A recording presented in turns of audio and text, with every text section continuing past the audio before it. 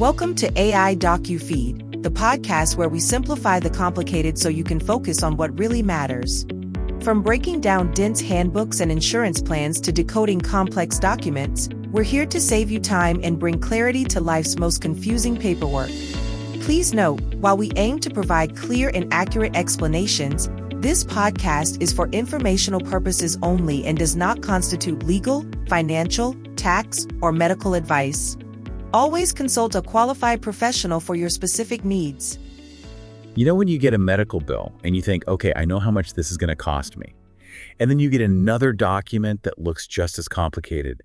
That's the explanation of benefits, or EOB, and it can feel like a real puzzle. You're absolutely right. EOBs are definitely something that a lot of people struggle to understand. Yeah, so today we're going to do a deep dive to help you understand them better. And I think it's important to start by saying an EOB is not a bill. It's actually just a summary of how your insurance company processed a claim. Right, and knowing how to read your EOB can actually save you money. You can catch errors and make sure you're only paying what you really owe. Later in this deep dive, we'll look at some real examples to show you exactly how that works. To make sense of an EOB, though, we need to understand some of the terms that are on there. Like what's an allowed amount? Yeah. So the allowed amount, that's the price that your insurance company has negotiated with the doctor or hospital. It's basically the price they've agreed to pay for that particular service. Okay, got it. Yeah. So then what about a deductible? Your deductible is the amount you pay out of pocket before your insurance really starts helping with the cost. Okay, I think most people are familiar with that one at least. And then there's coinsurance. Right. Coinsurance is the percentage of the cost you share with your insurer after you've met your deductible. Makes sense. And last but not least, what about copays? Copays are those flat fees you pay for certain services, like when you go to the doctor's office. It might seem like a lot of jargon, but once you understand these basic terms, EOBs become a lot less intimidating. Okay, so we've got the lingo down. Now let's talk about how a typical EOB is actually laid out. Well, most EOBs will have a section called the claims summary. It gives you a quick overview of what the service was, the amount that was billed, what the insurance covered, and what you might have to pay. And there's usually a section for plan discounts. Exactly. This is where you can see how much money you're saving because of your insurance plan. They negotiate lower rates with healthcare providers. And in one of the EOBs that we looked at for this deep dive, the plan actually saved the patient over $100 on a single claim just by negotiating a lower rate. Wow, that's huge. And then there's the section everyone really wants to know about, your responsibility. Right. This part spells out clearly what you might owe after your insurance has paid their part. You can also use this section to track how much you've paid towards your deductible. That's a good tip. Now, what happens if a claim gets denied? Most EOBs include a section that explains the appeals process. It tells you step by step what you need to do if you think a claim should have been covered. Okay, so the EOB is there to inform you and let you take control of your healthcare costs. Now, we all know that EOBs can be tricky sometimes, and there are definitely some common mistakes people make. Oh, yeah, for sure. Like, one thing that trips people up is seeing the words "not covered." They might think they're stuck with the whole bill, but that's not always the case. Could you break that down a little more? I think that's something that worries a lot of people. Definitely. So sometimes not covered just means that specific service isn't included in your plan. Or maybe it needs pre-authorization. For example, we looked at an EOB from Blue Cross Blue Shield, and a particular treatment was listed as not covered. But it turns out if they had gotten pre-authorization, it would have been covered. So really reading the fine print is key, and understanding the details of your insurance plan. Another common mistake is missing errors. You'd be surprised how often these things happen. Like, you might get charged twice for the same service, or there could be a wrong billing code. We saw this in a United Healthcare EOB we were looking at. There was a charge that looked like it might have been a duplicate. So it really pays to go through each line item carefully. Even small errors can add up over time. And even a seemingly small difference, like whether a service is preventative or diagnostic, can have a big impact on your costs. Like how? Okay, let's say you get a mammogram. If it's coded as preventative, your insurance might cover it completely. But if it's coded as diagnostic, you might have to pay some of the cost out of pocket. So how can we as patients make sure things are coded correctly? Well, there are specific codes they use for billing, like CPT codes. And these codes tell the difference between a preventative service and a diagnostic service. You don't need to memorize all the codes or anything, but you should know where to find them. You can look them up online or ask your insurance company or even your doctor, and they can explain what the codes mean and how they affect your coverage. So it's all about being informed and knowing what questions to ask. Exactly. The more you understand these coding nuances, the better you can advocate for yourself and make sure you're getting the most out of your insurance.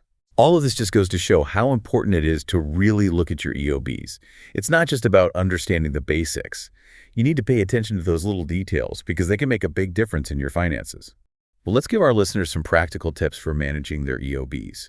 Think of it as a checklist to make this whole process less intimidating. First things first, read your EOB carefully. Don't just glance at it. Take your time to understand what each section means.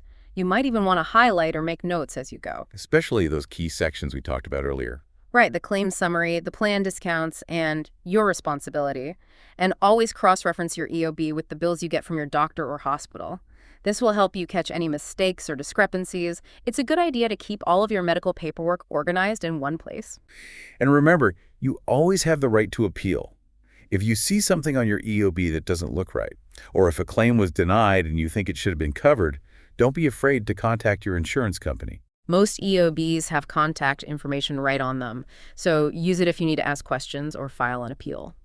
And lastly, whenever you can, try to stay in network with your healthcare providers.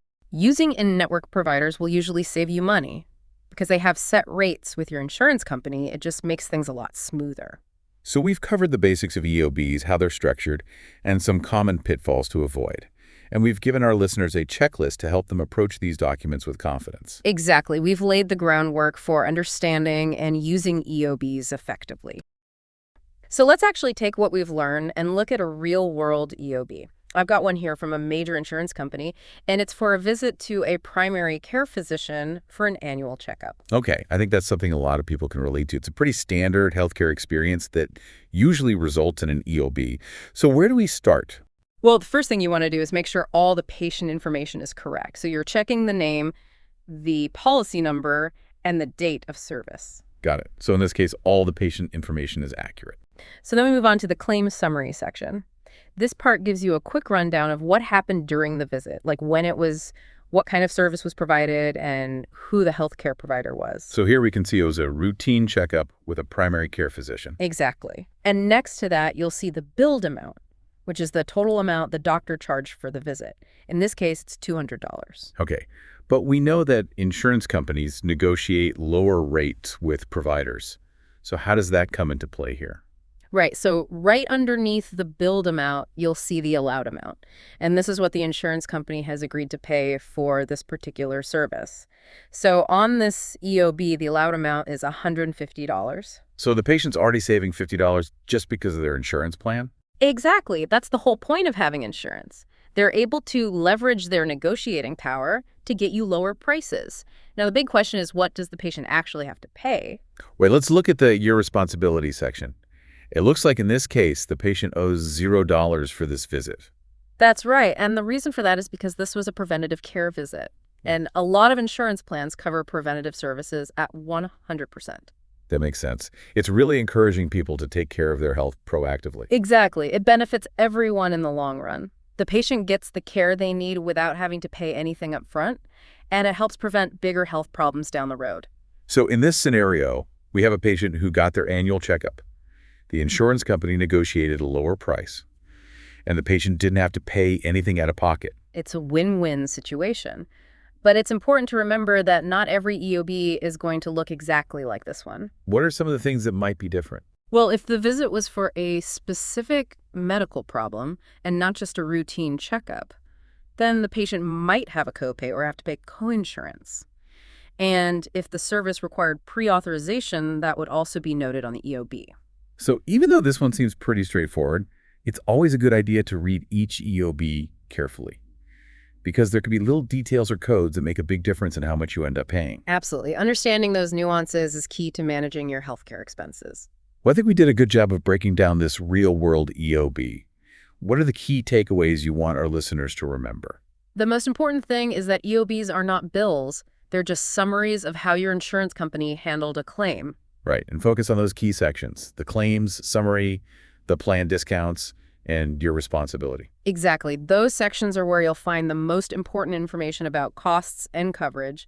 And don't be afraid to reach out to your insurance company if you have any questions. Yes, they're there to help you understand your benefits and navigate the billing process. EOBs can seem confusing at first, but with a little effort, you can learn how to read them and make sure you're not overpaying for healthcare. Well, we've covered a lot of ground today learning about all the parts of an EOB. I think we've given our listeners a lot to think about.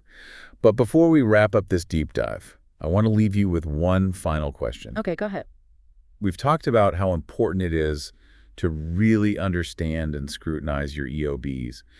But I think the real value comes from actually using this knowledge to make informed decisions about our healthcare. Yeah, it's not just about deciphering the document. It's about using that information to take action. Think about your own experiences for a second. Have you ever gotten an EOB and just kind of skimmed it or even tossed it aside without really looking at it? I think we've all done that at some point. But what if, by spending a little more time and attention on those EOBs, we could find ways to save money, catch errors, and just make better choices about our healthcare overall? I mean, there's definitely potential there. Even small mistakes can add up over time and end up costing you a lot of money. By understanding and using your EOBs effectively, you can really get a handle on your healthcare costs, make smart decisions, and ultimately take control of your healthcare journey. I hope this deep dive has given you a roadmap for navigating the sometimes confusing world of EOBs. But the journey doesn't stop here. Keep asking questions and keep advocating for yourself. Your health and your finances are connected, so the better you understand one, the better you can manage the other. Thank you so much for joining us on this exploration of EOBs. We hope you found it helpful and empowering. Until next time, stay informed and stay well. Thanks for listening to AI DocuFeed. Please help our show by subscribing, leaving a review, and sharing with others. See you next time.